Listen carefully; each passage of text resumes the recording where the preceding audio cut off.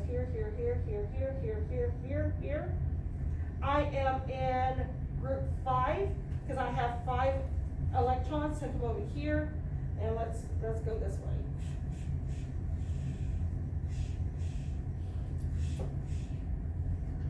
So who do we get there in that case? Hopefully, did you get BI? I just want to make sure that that's what we all got. That's how I did it. I went to group 5 and I followed the staircase down. The next one, number 13. I am a metal, okay. My valence shell contains less than 3 electrons. Ooh, okay. I form an ion with a +2 charge. Okay, you're in group 2. I have a higher ionization energy than calcium. So that means that I'm going to be closer to helium. I have a smaller radius than lithium, Be. The next one, I have 6 valence electrons. Okay, group 6 or 16. I have a higher energy level than tellurium, which is closer to He. I am smaller than selenium, so that means that I'm far from Fr, far from Big Frank. I am not a solid at room temperature, so I've got to be a liquid or a gas oxygen. Those were really weird, okay? They were pretty weird. Other than that, those are all the answers. If you wanted to, you let me know. I will go ahead now, start taking pictures. I went ahead and got the video from earlier this week. I have it saved on my computer. I need to put it onto YouTube, post it onto this week, which so happened to be week 3 for us. And I want to make sure I clarify that. I have week 3 for us as CHS, but you know for your in other college classes it's week 1. So I don't want to like throw you off because if your other college classes go by their weeks, for us it's considered to be week 3. For them it's considered to be week 1. So I just still want to toss that out there just in case. Like, whoa, that doesn't match up. It doesn't. Alrighty, move this out of the way. The next thing we need to go over. I want to go over just to make sure that we're all on the same page and there's no questions regarding this. I do want to make sure that we change the due date. It's not going to be the 19th, which is what we were going to originally do. We said it's going to be next week on Tuesday, which is the 26th. So let me grab my paper over here. I'm going to stretch it out and I'm going to put the 26th, which is a Tuesday. So I like this one here because it actually breaks it down for every single point on every single page. So hopefully there's no confusions on, oh snap, how much points am I going to lose for this page or that page?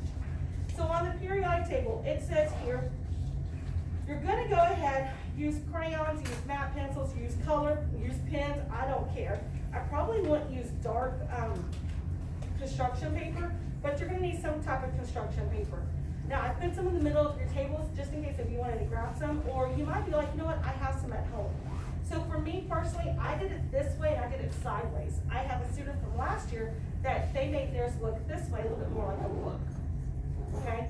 So however you do it, you're more than welcome. They actually got their papers and they folded them in half like a book. That's how they did it. Make sure you put your name on it. And so it tells me what you need to do. On your periodic table, on page 1. So open it up, page 1.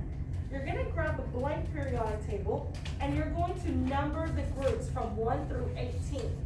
We know that we count them or we call them 13, 14, 15, 16, 17, 18, or 8, but they're really 13, 14, 15, 16, 17, rather than 3, 4, 5, 6, 7, 8. It also says go ahead and color them in. So they tell you exactly how to do them. Alkaline metals are yellow, alkaline earth metals are orange, the transition metals are blue, right? So they actually tell you exactly. Then they tell you which groups up here that you're gonna actually name. So my alkaline metals, and I didn't do it all, so you're looking straight at my page, it's not completely filled out correctly, right? I didn't fill in everything. I did most of it. Oxygen group, halogen group, so it tells you right here, okay? It also tells you do not color the lanthanides and actinides, which are the two down here, okay? The next one, you're gonna go to page 2 on your foldable. It's worth 5 points. On page 2 of your foldable, you're gonna go ahead and find the representative elements, and you need to use your notes as well as the internet to include 3 facts about them or usage. So here are the representative elements, just in case if you wanna take a picture of page 2. It's gonna have group 1, 2, and then we skip to the one that we call 3, but it's really 13. So the representative elements do not include transition metals, okay? And so you're gonna come over here, flip it open, and you're gonna write 3 facts or usages of them, okay? Representative elements, page 2. The next one, page 3, it's worth 5 points. It says here that you're gonna get a periodic table, a blank periodic table, page 3, and in the box, it even tells you on here, label it period/rows, okay? You're going to now number the rows 1 through 7. What does those rows mean? They're special because they tell me how many shells, how many energy levels, you know, it actually goes out. And what happens as it goes down, it gets bigger. Why does it get bigger? Because we add more shells and electrons into it. And then it tells you exactly what to do. The next one on page 4, you're gonna get the lanthanides and acids, and we're gonna talk about them. So you're gonna open them up, and then you're going to, it tells you right here, tell what they are and give 2 facts about them. Okay, they're radioactive and what else? That's what makes them special. Next one, page 5. Here's a picture of page 5 if you want to take a picture of it. You're going to label it metal, nonmetals, and metalloids, and you're going to color them, and it actually tells you exactly what colors to do.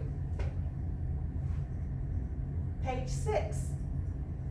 On page 6, this is going to look like your foldable. It's going to be metals, nonmetals, and metalloids, but you need to make sure that you open it up and you give me the information that it says on your paper. So that makes sense. The next one. So hopefully now, after you read it, it makes sense now that you are looking at it. Page 7. On page 7, the electron configuration. Even though we've already talked about it last semester, last unit, we're still going to have a little bit this unit. Our S, don't forget, this one's also an S, right? When we cut it out and we scooted it over here. Our D orbital, our P, and our F. So please read, because my pictures, my thing does not include everything in it. Page number 8, if you want to take a picture. Representative metals versus transition metals. What is different between transition metals and representative metals? One major difference. Transition metals has more than one oxidation number. Representative metals, they have one oxidation number. If you want to know the major difference, that is the major difference. The next one, number 9. And you're going to go ahead, fill in the atomic radius. Remember, Big Frank has the biggest one. You're going to go ahead and fill in your periodic table like this. And then you have a question down here to answer. So write your question and answer it. The next one, page 10, electronegativity. Remember, that's flossy fluorine, and we're going to answer our question over here. Remember, we talked about it. Which group is not included and why? Right? Why are they not included? Because they're so strong. They already have a full shells and valence shells that they hold on to their electrons, and they're very, very strong. And just in case, this will be, right, the video that's going will be posted onto Blackboard. Just in case if you didn't take pictures, you can always go back and watch the screen of the video. Okay, it'll be on there. The next one, group 11, ionization energy. You're gonna define what it is, and helium has the highest ionization energy. Those are really strong too though, right? But, you know, we don't count them, but they're really strong because, again, they know how to hold on to their electrons. 10 points for page 12. Diatomic elements. Do you remember them? They were on our notes, and I think either Unit 1 or Unit 2 notes. And now they're about to hit us, every single unit from here on out. Because when we do bonding and we do naming, we need to have this memorized in the back of our head. Who are the diatomics? Because they're gonna make some changes when we have to do this bonding and naming, okay? Here they are, 7-7-7 rule. There are 7 of them, helium. Then we start on atomic number 7, which is nitrogen, go over to group 7 and go down.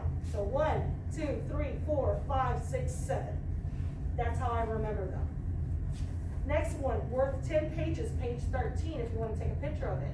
The oxidation or charge number, right? Why? Because they either gain or lose valence electrons, okay? Cations are metals, anions are nonmetals, okay? What is an oxidation number? Tell me there. Then the page 14, again, you're gonna make sure that you flip it up and you tell me what's going on under it. Answer the questions below it. And then other than that, that's it. There's nothing on the back. So I have some construction paper there. If you would like, let's double check. That was 1, 2, 3, 4, 5, 6, 7, 8 pages. So I got 8 pages of construction paper.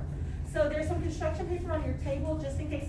And you know what? I'm that kind of a person who would probably grab like a couple of extra pages just in case if I made a mistake. I'm just, you know, I would just grab a few extras. But it's there for you. This is in Blackboard, and all of those pages that you need are there in Blackboard also. They're all there. Does anybody need one? Somebody didn't print out? I have a whole set right here. There you go, all yours. And you can have that too. Okay. Other than that, everything off your desk, your table area. We really don't need a calculator, but if you want your calculator out, but you don't need it at all. But other than this, we're gonna need them later on. No calculators right now. You need that formula chart. So when you're done taking your quiz, go to the back of the room. There's gonna be extra quizzes. Please take you one. I want you to take one with you, okay? Turn in your quiz over there to the back. Get your green formula chart, leave it back there because I'll start spraying them down and cleaning them so that way you don't have to worry about that the next time you have your quiz or test to take. Other than that, we're good to go. Let's go ahead and get started. Put everything up, pen, pencil, whatever you want, crayon, just write it. Remember, you've got to have 3 colors out. I think you missed it. Get some matte colors, or if you have 3 highlighters, or remember those matte pencils that I gave you on the beginning of the school year, you need 3 colors out. There is a little bit of coloring on there. Doesn't matter what color. Doesn't matter. You're going to tell me what the key code is.